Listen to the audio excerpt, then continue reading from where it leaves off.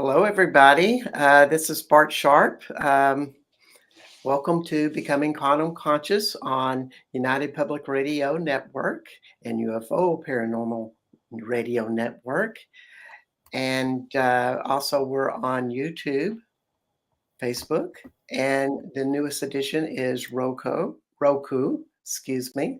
And all you have to do to get on Roku, is what I understand, is sign up with the United Public Radio Network system or request that. I am not a television watcher by any means, so I am the wrong guy to ask. But one cool thing is that we are broadcasting out of New Orleans, Louisiana, which is a beautiful city, and we're just so grateful that they have this wonderful show, Becoming Quantum Conscious, and we're with you this afternoon for the next hour. So my guest today is Lorilei Potwin, and she's also a host here on United Public Radio Network, and we're kind of trading shows, which is always so much fun to be with somebody. For me, what always impresses me is her lovely voice. And she's Canadian, which I'm Texan. It's funny, I was looking at one of her feeds last night and on Facebook, and she's listening to a Texas comedian. So somebody doing Texas, maybe she is or is not from Texas, but she has the accent down pretty well. And I'm just thinking, well, this is in my neighborhood, Lorilei, and you in Canada think this is funny, but I think it's kind of every day. It's just funny how the world works. But anyway, I want to read a little bit about Lorilei, and then we're going to start on the topic of intuitive lifestyles.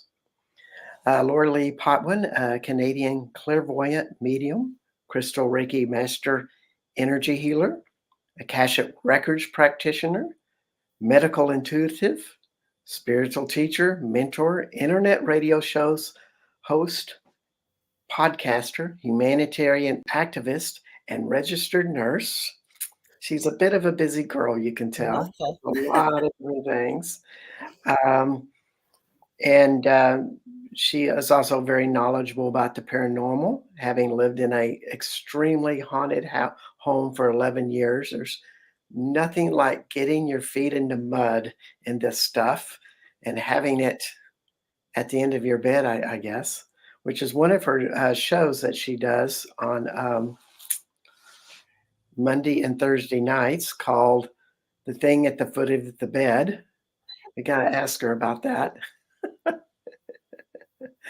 And her other show is The Angel Rock Live, both on UPRN. And these shows are on Monday and Thursday from 5 to 7 and 5 to 7 Central Standard Time for both shows. Or if you're on the East Coast, it's 6 to 8 p.m. And welcome, Lorilei. I'm really happy that you're here. And I hope there's nothing at the end of your bed right now besides a computer. That's true. Thank you so much for having me on this show. I told you, Bart, I always tell people with my bio, please, just whatever you want to take from it, go ahead. So I thank you very much for reading all of that out. I want to say hi to Merlene. I see her in the chat. So it's always nice when we got people joining us live, isn't it? Oh, it certainly does. Mm-hmm. Can you still hear me? I certainly can. Okay, I actually gave you a little help out. We still had our banner up there and I couldn't see us. So I thought, oh, that's not supposed to be there. So I just went click. Yeah. I'm just doing my little things to get everything kind of rolling and rocking with all of that. And yes, we really do appreciate people coming in and being with us. And also, if you have questions for Lorilei during the show, something just comes up, this is the perfect time to ask it about all of those things. So when you talk about what's that thing at the end of your bed, What are you seeing these days, Lorilei? When Okay, you well, think of that. since I when it came to UPRN, it's going on 4 years in July, and it's on Monday nights, you're right, from 6 to 8 p.m. Eastern.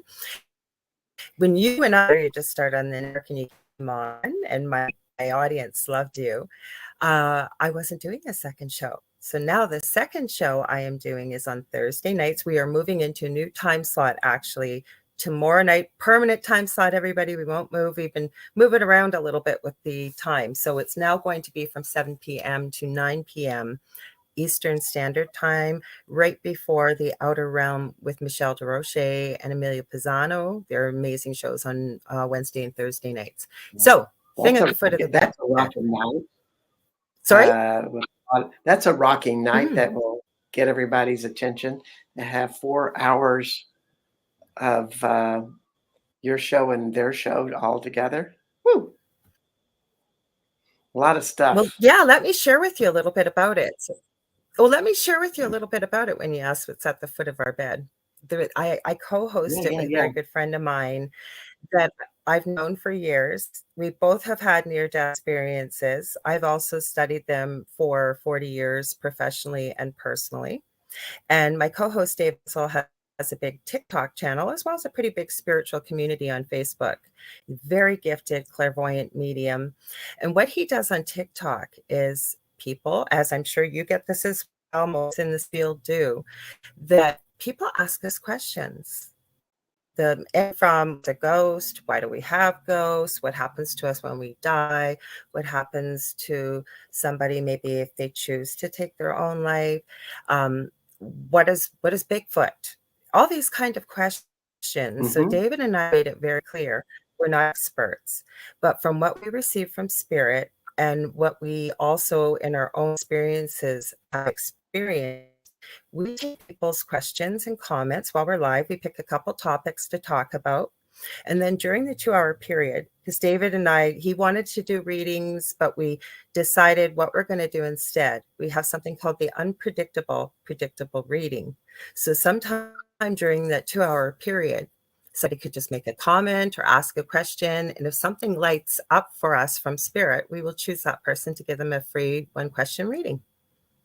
So that's why it's called What's at the Foot of Your Bed. Anything could be at the foot of your bed, right? But it's usually about the strange, the unusual, the unexplained. Mm-hmm. Well, it reminds me of my first wife who grew up in Southwest Louisiana. And she was, when, a lot of times when you're starting to get into puberty, there's this huge energy emerging. You're crossing into adulthood. And these ghosts started showing up at the foot of her bed. And of course, she lived in a old house that was the schoolhouse for Black children during pre-Civil War years, and was also a safe house for the Underground Railroad. And so, okay. There was a lot of spirit moving through that particular room, and because she was emerging in her own clairvoyant medium talents, these people would show up like, hey, you feel like us, or we can talk to you, or we know that you can hear us, so can you please help, or can you please pass this message on, or something. And of course, as a 12-year-old, it scared the dickens out of her. I'm sure. Did you have any of those things during the teenage years that it's like, what the heck's going on? Okay. So I always say I never went looking for the paranormal. The paranormal found me. But over the years, it runs actually as intuitive gifts on my dad's side of the family. And when I was about probably between 3 and 4, this house is still standing where I live. I noticed Merlene said she's from Canada too. Where I am is in a city called Thunder Bay. It's about pretty well smack dab in the middle of Canada, about 6.5 hours north of Minneapolis, Minnesota. So this house, so you got to remember 3.5, 4, and I'm going to be 58 in August. I remember you couldn't walk on the floors, you'd get slivers in your feet. And I remember my parents did a lot of work on the house. My mom actually, that always stuck with me, 37 layers of wallpaper to steam off to get to the plaster. So this was an old Oh, house. that's an old So home. one night there was a thunderstorm, and I don't know what time it was. It was dark, everybody was asleep. And I woke up and I was hiding under my covers for like storms. And I remember under the covers, and all of a sudden the wind was howling outside, the rain was going, and I was hearing this tap, tap, tap on the window in my bedroom. And back in the 70s, I remember little rooms with purple flower gardens, so you could see what was coming through the curtains. And we were up on the second floor. I was, and I peeked over and I was trying to tell myself it's just a tree. It's just a tree. Oh, I'm getting goosebumps as I'm telling you. And it looked like this claw, and it started to scratch on the window. I swear I could show you the goosebumps right now remembering it. And I remember pulling the curtains over my head. I was terrified in fear. And all I kept remembering was, please don't hurt me. Please don't hurt me. Please don't hurt me. Please don't touch me. And something actually didn't hurt me to pinch me, but pinched me right about where your waistband on your pants would go. And I think I Wow. could barely breathe. I was so terrified. My mother doesn't believe in things like this to this day. Plus, I would have had a really good butt whooping getting out of bed. So I just had to deal with it. So that was as far back as I can remember. But when I Wow. believe I've had a near-death experience, I was a toddler between the age of about 2.5, 3 years of age. So I've had the strange around me my whole life. Mm, mm. Yeah, I had a near-death experience around that age too. We're the I've same. met so many people lately that have. Yeah. Yeah, yeah. It sure puts you through changes. Um, Mm-hmm. I don't think I was meant to die, and my mother wasn't going to let me die. That's for sure. Although I really felt like I wanted to check out, and I it's really almost a changed. lot of Oh, go ahead. huh? Sorry, Bart. Go ahead. No, no, I no, said I no. almost changed Almost changed. during my yeah, during mine. Apparently, what happened was, and I apologize, everybody. I've got my Wi-Fi extender in. Everything it's a little cloudy here, so I got a little of a delay. So I apologize, Bart, if I happen to start to speak over you. But what had happened was I had fever. I guess I had strep throat of 106, and my parents could not get the fever down. So every time I would start to seizure, there was no 911 back then. They would scoop me up and bring me to emergency. And of course, I wasn't seizuring at the time, so they'd send my parents home. The third time this night that this happened, it happened again in emergency. And they took me and ran me to the back. They would let my parents come in. I was in the back for a very long time and ended up in the hall for well over a week. But my mother said, if there's pictures of me, I had hair of like these gorgeous little ringlets. And the next day, my hair was completely poker straight. I've never heard of Wow. this before, but apparently that's what happened. Mm-hmm. Hi, Jenny. She's exactly in the show. That's wild. I've That's also had, I'm going to add one more thing because I'm still trying to figure this out. Oh, go ahead. no, no, no, no. We just had somebody join in and said she accidentally found this show, and so we welcome Jane Walker and such. No, I didn't have anything else to say with that. So here you are having these, experiences like this childhood. What drove you to say, I am going to take this out to public as an adult? And, what drew you in to do that?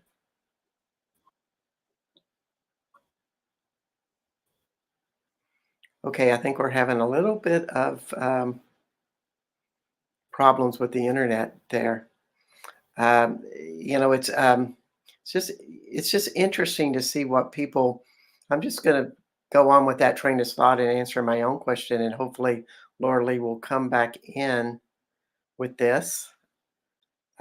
She just disconnected. You know, it's like, well, what is it that drives people to do this type of work I and do this apologize. I person? switched devices, Bart, because I wasn't even seeing you. And I apologize, everybody. No idea why my Wi-Fi has decided to do this. So I'm using Oh, my phone. So could you repeat the question, please? I'm sorry. okay, I'm going to answer it, and then you get to answer it. Okay. All right. The question is like, what drives you to go out and do this type of energy work and stuff? Because I did not grow up with psychic abilities. Mhm, I have learned them uh, through practice mhm, and and obsession, I guess. mhm, But to me, it was all about being in pain. I had a lot of issues growing up as a kid, and I was doing different types of therapies and got a lot of good use out of therapy and Al-Anon. But then mhm, when I started doing energetic works and energetic clearings, I could actually feel things in my body release, mhm, and that to me was phenomenal. And that brought me into doing energy work. mhm, And it only felt natural that I started working with people. And so it became a service. mhm. And that's my story of why I got into this. So, Larly, what was it for you that, you know, you were just this teenage girl with all of these weird things going on with your body, and somewhere in there you decided, I'm going to help other people. I'm going to get out of the closet, so to speak. Well, that's not quite how it happened for me, actually. Oh, When really? I cut, Okay. yeah, when I cut out, I was saying hi to Janie. I'm glad she found this. I didn't tell anybody, but she's a regular follower of our network, and I know her actually. So I'm glad she popped in here today.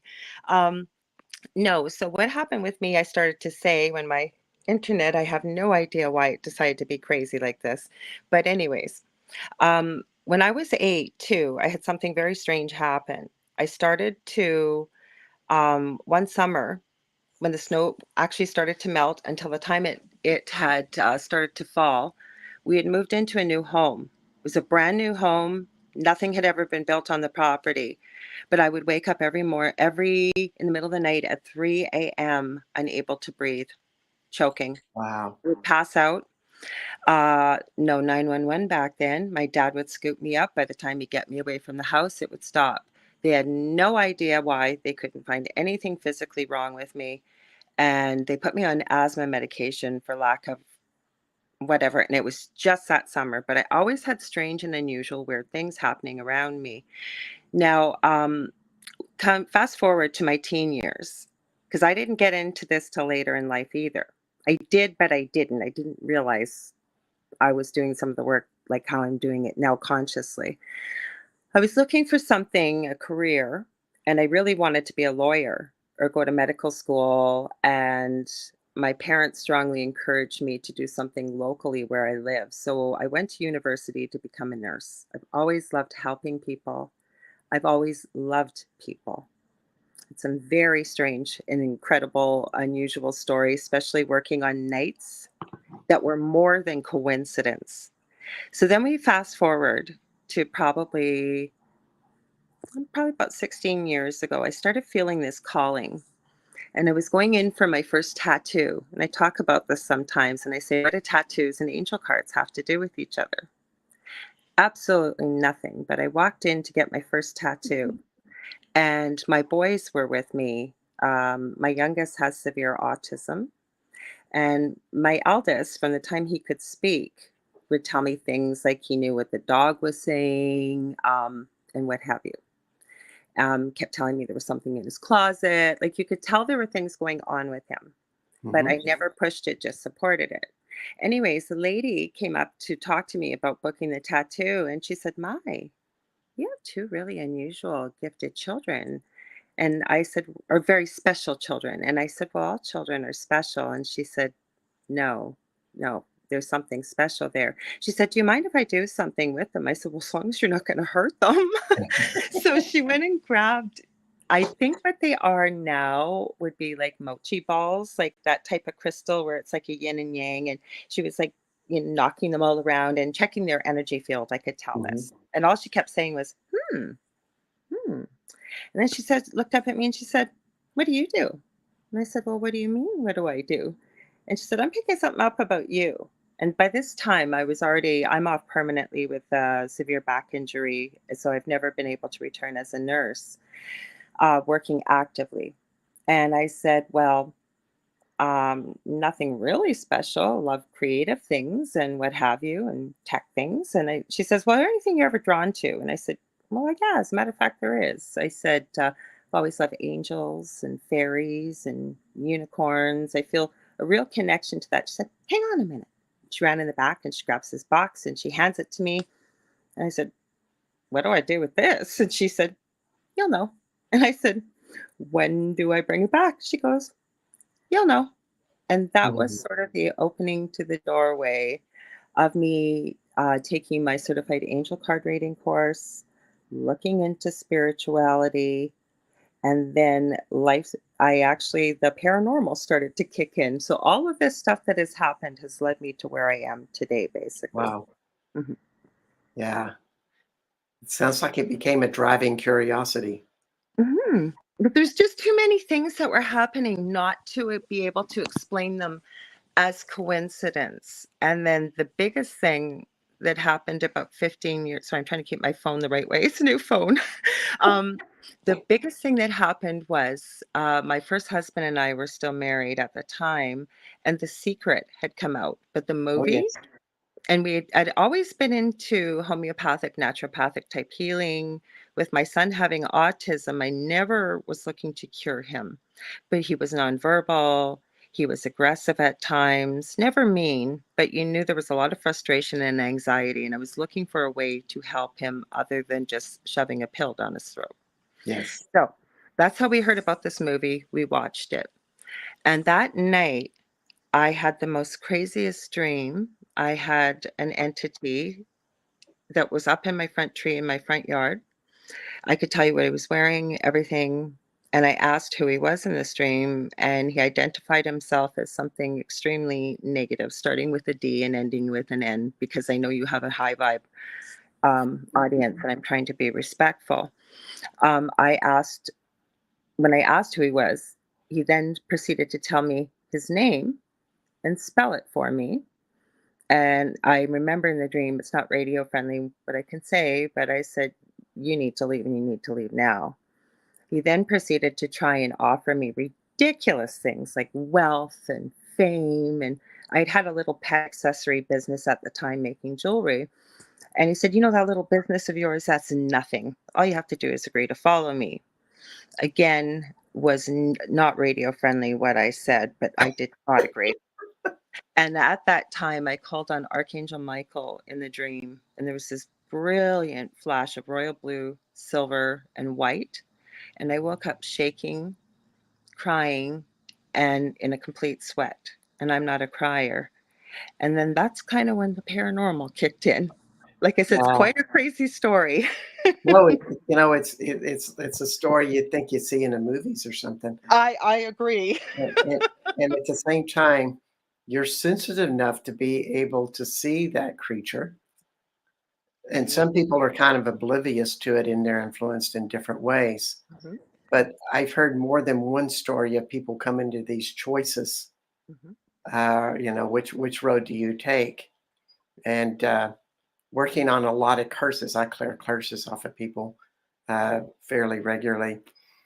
And it's always interesting to go into the world of the people who have done the curse mhm. because it always feels like they want the fast path to whatever we're all looking for. Right. And they take a darker spin to it.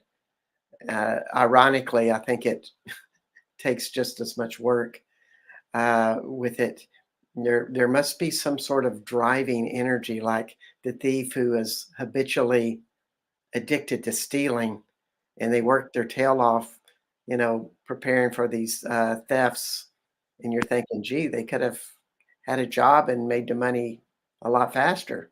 Mm-hmm. But it's something with that alignment, with that energy, where you make that choice, Right. and maybe that catapulted you to say, no, I'm going to work in light. That's exactly what it is, how I look at it. I wouldn't be doing what I'm doing. I always say, not that I'm any better than a blade of grass, but Mm. as an analogy, I wouldn't wish what we went through on a blade of grass, but I don't look back in anger. I don't look back in sadness. I don't look back in anything, but I have to look back in gratitude because I would not be doing what I'm doing today had I not had the experiences that I have had. So I want to ask you a personal question. Sure. Open It books. just comes up because you've told me a couple of times that you have a back injury and Hmm. that it hurts still. Hmm. Do you think that was? Do you think that that's been a lesson for you in your own spiritual development?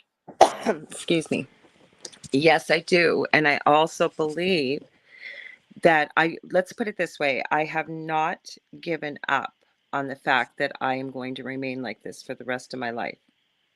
Have I come across the right answer yet? Not necessarily. I still have a lot, I'm flawed. I still have a lot of inner work to do, as I think we all do in Sure. life, and as working within the fields that you and I work in. And one of the books that I use in my energy healing practice is called The Secret Language of Your Body. And the cool part about it is it goes by body parts, it goes by certain disease processes, but it helps a person process emotions associated with that.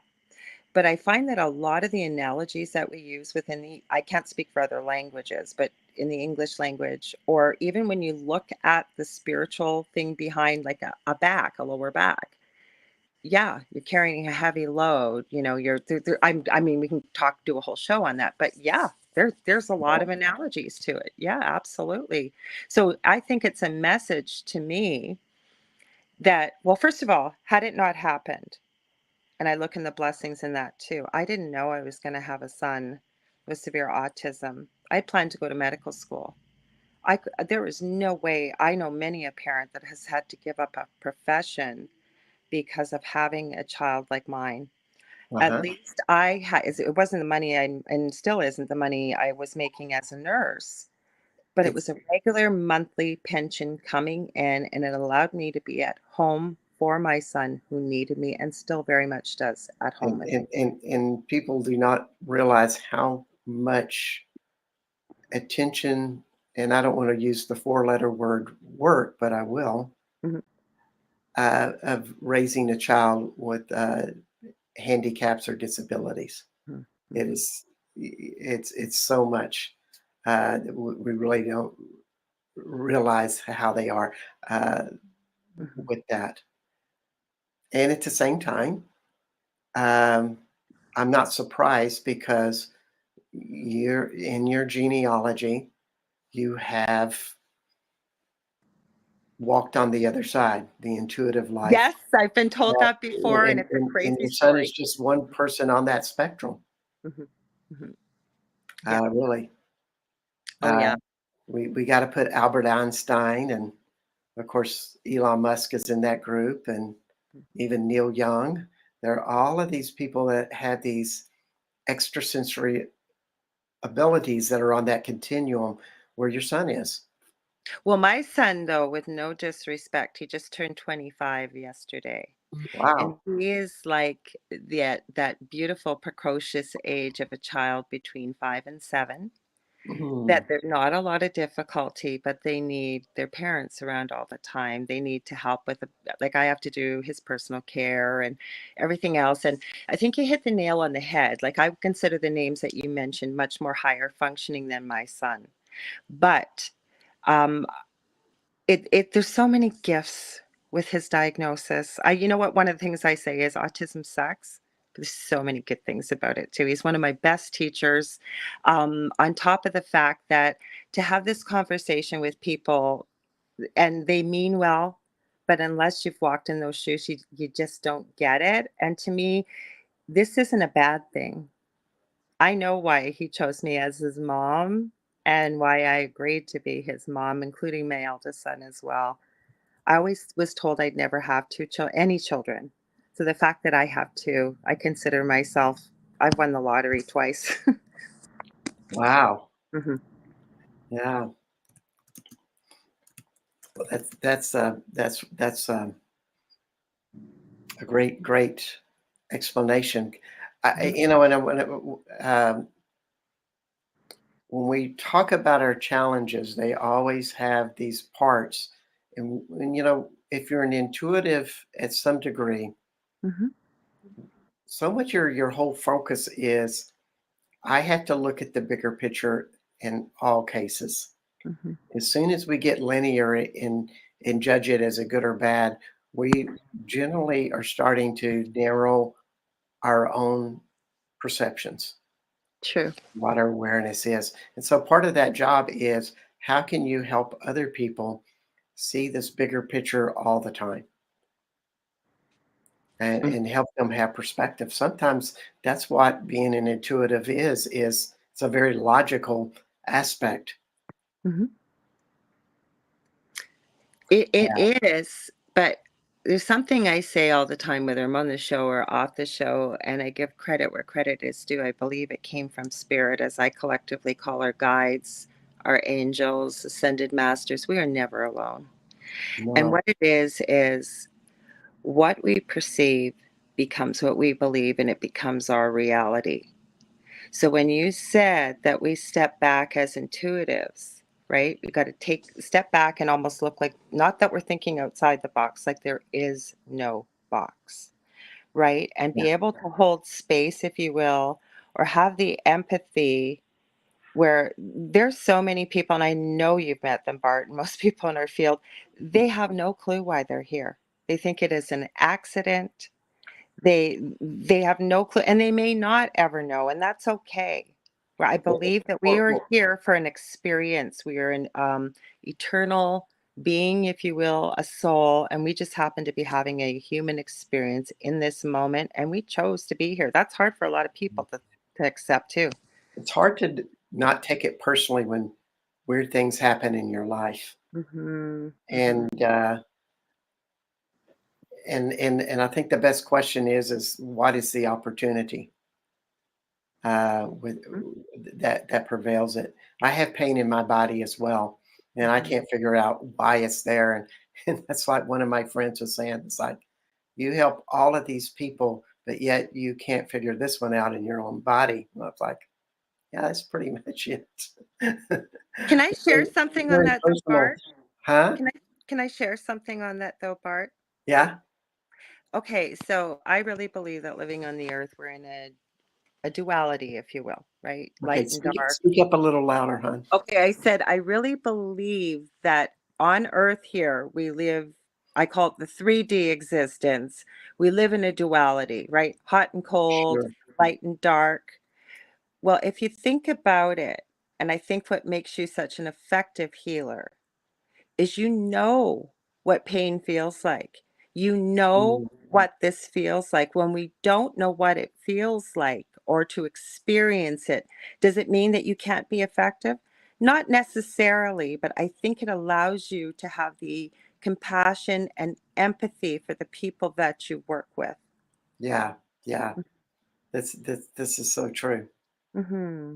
Um, and whether that be emotional pain or physical pain. Absolutely. Hmm. Sometimes the emotional pain is more suffering.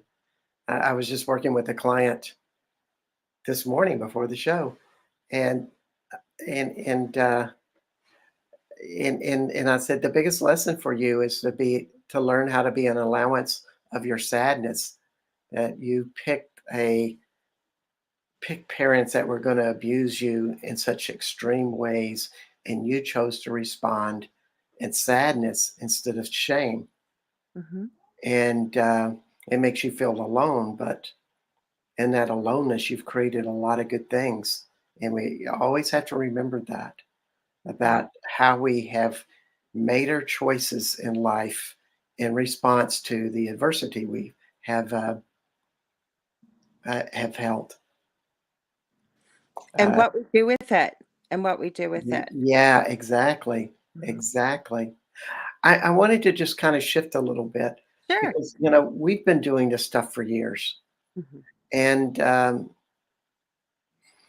how, if you were going to talk to somebody young, I love to be around people in their 20s and 30s, and even teens, but 20s and 30s are they're kind of out there, and so many of them, their psychic abilities are budding, and they're always asking, well, how do I become more with it?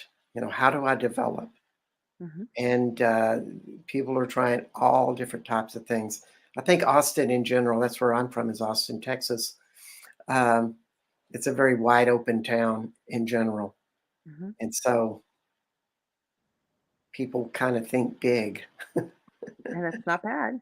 And is anything pop in your head if you were talking to somebody on this Mm. path to like, how do they get better at it? How do I they think begin? Oh, go ahead. How do they get better at it? Yeah, how do they develop this stuff? Okay.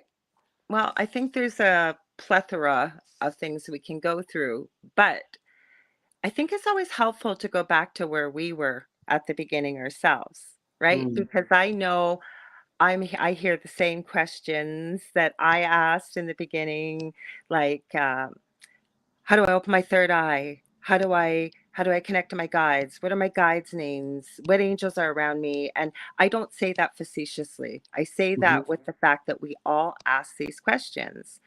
So after getting to know the person, if they are really wanting to know, because you can tell people, and if they're not ready to hear it, they're not ready to hear it.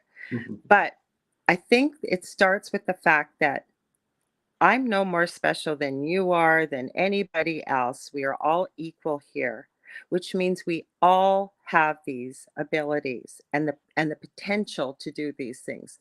But just like somebody's a natural born amazing athlete, maybe they're a leader, natural born leader, whatever that may be, does that mean that somebody else that sees that cannot do probably just as reasonably well? They may have to put some work into it, but they probably can do it or discover some of their own gifts. So Yeah, with somebody doing the wanting to get better at this practice, I believe it's meant to flow. So the more that we try to force it, right, the more difficult it becomes because frustration comes in, we beat ourselves up, especially if we're in a classroom and everybody's getting something and we're getting nothing. Um, so meditation, I think, is our workspace. I think that it's imperative, and there's many different forms of meditation. Rather than the typical, you see the right. guru sitting on top of the mountain in the lotus position for 2 Oh, hours. yes. Gratitude, grounding ourself, imperative, because I really believe, and I keep getting this from spirit lately, as human beings, I think we're meant to be in balance. Everything when if everything was utopia here, everything would be in balance. So Yeah. grounding, gratitude, self-care, working on the issues that maybe we have buried beneath. We're Yeah. always going to be a work in progress. Like you shared about your client this morning. They're taking that step to start working on this and healing it and clearing it.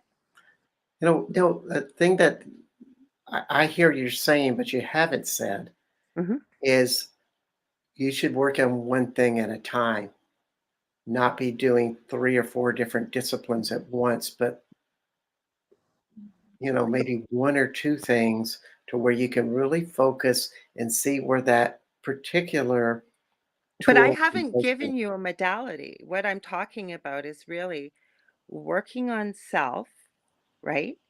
Right. Raising our vibration, Mhm. which I think is tantamount, like getting out in nature. I was going to add things Yeah. like that. Gratitude, So being thankful for just the little things in life. So I think that this is where we start before we even start looking into working on something here or something there, because I think it sets the stage, if you Yeah. will. We're Yeah. in the right vibration. The energy needs to be, I think, at a certain level, Emotional stability. as well as not only learning to love self, but also recognizing, because many of us are good at giving, but we're not good at receiving. That was a big aha for me. Mhm, Yeah. Yeah. mhm, Yeah. I've always liked the quietness of my spiritual journey. mhm. And one of my first tools was to really understand what the energy of a tree felt like. And And that worked for you because you're it an really did. I individual. always Somebody have else. affinity with nature, and that may not be for everybody, Right. but connecting with the tree and feeling its vibration, and then seeing how another tree felt different, and then starting to understand that there's a whole cacophony, like a chorus of vibration from all the plants. All of those things develop through time. Mhm. And it's odd. I would do this meditation and use these tools. And then I would go, one time I went to the grocery store right afterwards. Mhm. And I noticed that everybody in line in front of me, like there's 5 or 6 different people, had different vibrations, just like the Yeah. trees. Yeah. Mhm. And that's when it transferred. It's like, oh my God, it's just like that. I really believe too, though, that the people that are meant to work with you, the people that are meant to work with me, and the millions of others out there like ourselves, Hmm. they will find the people that they're meant to work with. The other thing is, I was going to add, I don't tell people you got to do all these things right at once. The things we talk about, how to raise your vibration, how to get into the right state, pick what resonates with you, start there. Little baby steps, okay? The other thing I always tell people that I work with and I mentor, if you can, work with as many different mentors as you go along this journey, because I feel you will learn a lot more. Look at the conversation we're just having from Yeah. different Yeah. perspectives. Mhm, mhm, It's really true. And to listen to a lot of different perspectives. mhm. And a lot of times that's through a book, and Yeah. you're reading somebody's statements there because that has a very different speed than somebody talking. And maybe you understand that language better. And Yeah. some people, it's more fluid through somebody else's voice. Yeah. Mhm. There's lots of great opportunities out Yeah. there. There's never one way. Yeah. Mhm, Yeah. So true. mhm. So true.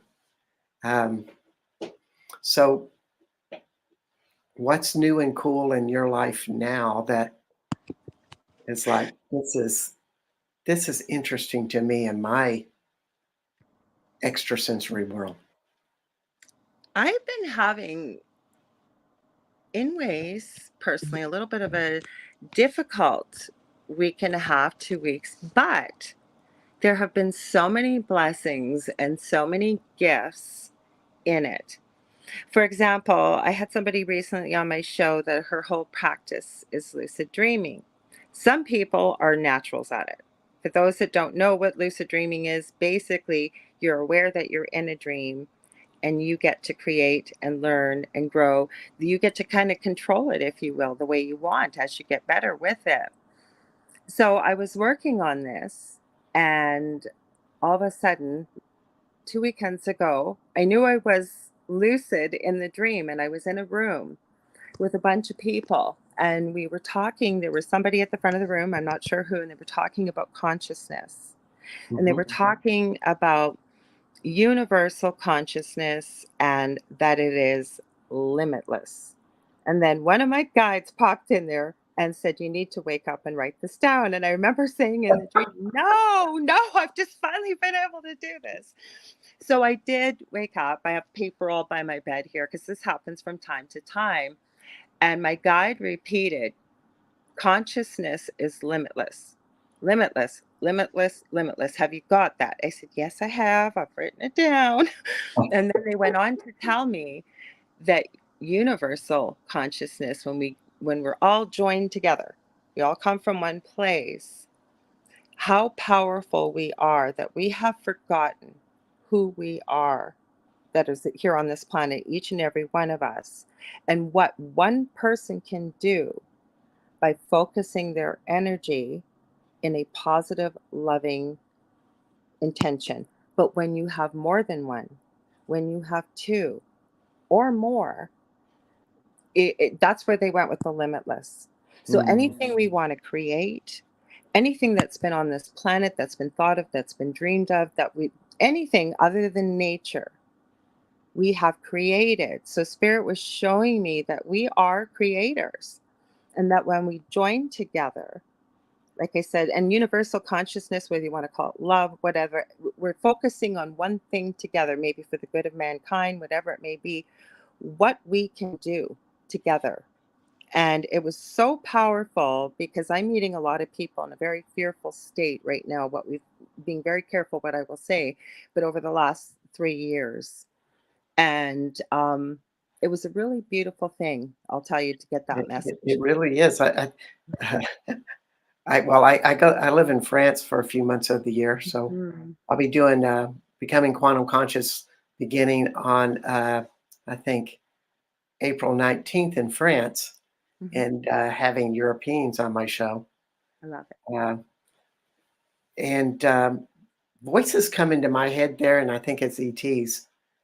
Mhm. And one of them said, the higher vibration you become is just other forms of love. You just define it as love, but it's really just higher vibrations, and you will react to it accordingly. Mhm. With people, you may call it love, but really you're just functioning from a higher vibration. Right. And you humans have a ways to go, by the way. But we're getting there. We're getting there. We're getting. Exactly. But that's the ET consciousness there. It's very much everywhere around. Mhm. It's just funny how different things become vehicles, or like doorways for us to learn something new. Mhm. We might pick up a crystal and start meditating with that, or we have Jane Walker having something here. I want to show this Mhm. there. Uh, Jane Walker says, have either of you used meditation CDs using binaural, trinaural beats? I love the vibration and healing. I have some Reiki well CDs too. Mhm. Um, and, this is one way of, like, as we pick up and use a tool and we have an affinity to it, Mhm. our vibration changes. And, which one's right for you? There's so many choices. I've been meditating with a reishi mushroom. Oh, Now, cool. this is Me not too. a psychedelic mushroom. It's But. a very nutritious. In fact, it's called the king's mushroom, Mhm. or the queen mushroom, because it's the most advanced. But it brings me into a reality of the mycelium network and Gaia and the earth in a way I've never felt before. And so I'm holding this mushroom and asking to connect to its source, and source opens up to me in a new way. And it's just always that easy to find these things that you have an affinity to. You know what's cool about mushrooms, though, Bart, Yes, is the way their spore and root system connect. They really, I mean, all plants can connect, but the way they connect with a network, almost like it is a network, like it's like a collective it is a compared to most network. plants. Yeah. Mhm. It's said that a mushroom, the mycelium for every, I'm stuttering, excuse me. Okay. For every square inch of earth, Mhm. there's 100 miles of mycelium network in it. Mhm. Mhm. So Yeah. this means that it goes way down into the earth. It's on the topography, and they're connected with everything. And we may just see a few of them popping up, particularly if you live in Texas where everything's dry, Mhm. but they're still there and forms of fungus that may not even look like a mushroom. So I it's all integrated together. So it's another system to connect with. I agree. And we don't have to do the psychedelic stuff to get that. It's part of the earth. And of course, I'm an earth guy, so any way I can meditate with the earth is always natural and easy for me. Mhm. I Uh, think. Oh, go ahead. yeah. So we got about 5 minutes left. So how do people get in touch with you, Michelle? Laura Lee? What did I say, Michelle? Too many names in there. That's okay. Michelle's in the I chat. I know. give her a shout out. They can get a hold of me on facebook.com/the Angel Rock. I do have a website, but it needs work. So that's the easiest way, or just shoot me a message on Messenger. That's the easiest way to get a hold of me.